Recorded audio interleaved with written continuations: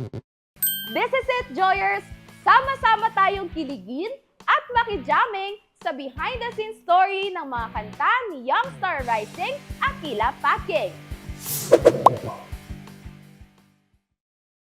May kwento sa bawat himig at sa bawat nota, may pusong naaantig. Mula sa simpleng pangarap sa piano hanggang sa milyon-milyong views online, kinagigiliwan siya dahil sa covers and heartfelt renditions ng classic OPM. Tindahan ni Aling Nena, lakas maka 90s. OPM will always be my comfort songs. Binibigyang buhay mo sila. This kind of song is all I need.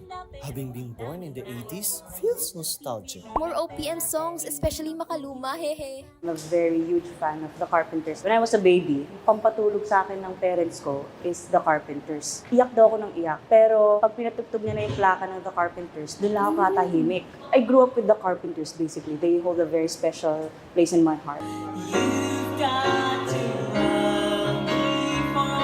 But wait, there's more! Dahil ang mga sariling komposisyon niya ay bunga rin ng sarili niyang kwento at emosyon. Totoo yung binuking siya ng kaibigan niya sa akin. Nagulat ako. Di ko kilala to. Parang as in never pa kami nag-usap. Nagulat ako. Gusto pala ako neto. Atin pang kilalanin ang online singing sensation and young rising star, Miss Akila Packing.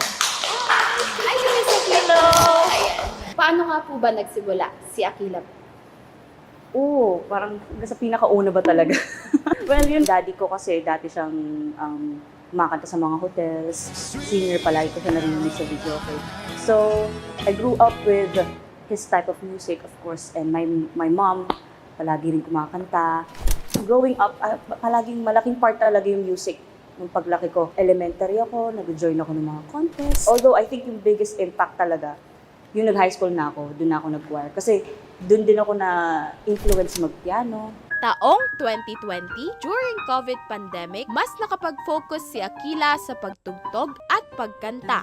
Kaya nagsimula siyang mag-record at nakatanggap ng song request mula sa mga viewers niya. Nag-open na ng opportunity sa akin na nag-i-invite na from Manila.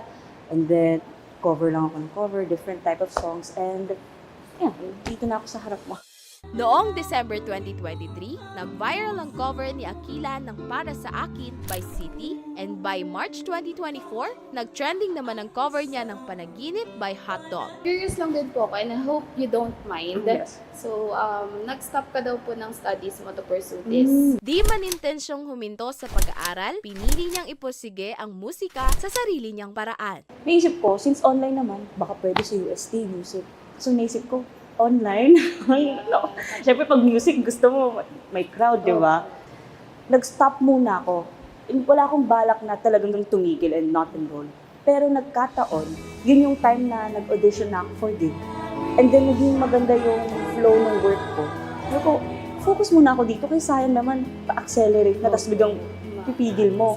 Mula sa simpleng uploads, ngayon, dinarayo na siya para mapanood at mapakinggan ng live. Kasi nagiging viral ka na ngayon sa God-given talent mo. Ano po yung naging reaction mo nung nag-i-start na nga talaga yung madami ng mga followers ngayon? Marami na pong nakikinig sa inyo. Nasa Spotify na po yung mga songs nyo. Mga first uploads ko for a year, well, unti lang yung views, mga 100 views. Tuwan-tuwa na ako sa 10 likes, sa parang shocks. Famous. 10 likes. Di ko kilala yung 10 likes kasi parang ang big deal, di ba, pag hindi mo hiningi yung likes. Masaya kasi parang ano eh. Although di ko naman alam yung pakiramdam ng magulang, pero para akong magulang sa, syempre, nakita mo kung paano nagsimula. Alam mo yun, para akong proud parent sa kanta ko. Ganun. Ano po ba yung secret doon? How do you practice? How do you prepare yourself before performing po? May brother ako, duo kami talaga. Sa una, practice kami ng hiwalay. Kanya-kanya munang sipra. And then, after some time, pag ready na kami, doon na kami mag-practice ng sabay. May 3 original songs na rin si Akila, ang Maghihintay Na Lang, Ngayong Nandyan Ka Na, at Torpe, na isa sa pinakapumatok at humakot ng libo-libong views at shares online. So, just gonna be completely honest, kahit andyan yung dad ko, inspired by true events. Parang nakakaya sabihin pag may family member. Parang, dad, wag ka na tumingin. Oh, may totoo kasi yun. And kasi, pag nasa public space naman ako, syempre, yung babatiin mo lang yung mga kakilala mo. Meron kang kilala by face. Nagulat na lang ako. One day, totoo yun, binuking siya ng kaibigan niya sa akin eh. Sa gulat ako, di ko kilala to. Parang as in never pa kami nag-usap. Nagulat ako, gusto pala ako nito. At syempre, the show is not complete kung walang first ever live performance ng kanyang original song na Bahala na Lang. Only exclusive dito sa Ride with Joy! Gusto ko sanang alamin kung meron nga bang ibig sabihin ang matatamis mong mga salita, ang lahat ng iyong ginagawa, ito ba'y pangkaibigan lamang?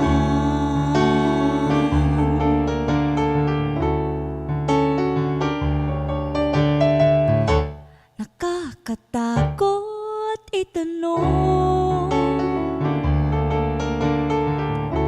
ano ba ako para sa'yo?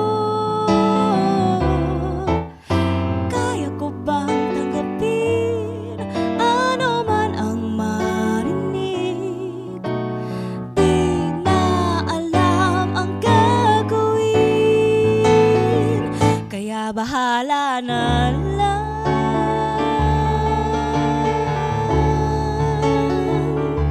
Bahala na lang.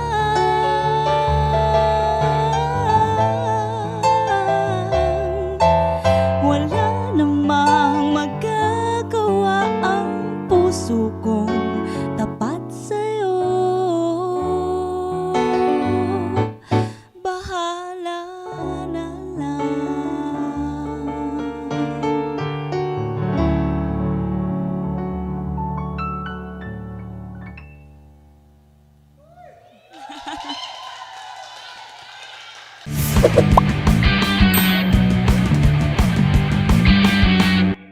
She really embodies the words modesty and musicality. Right, Joyers? Kahit di ka talaga in love, kikiligin ka sa lamig at ganda ng boses ni Aquila.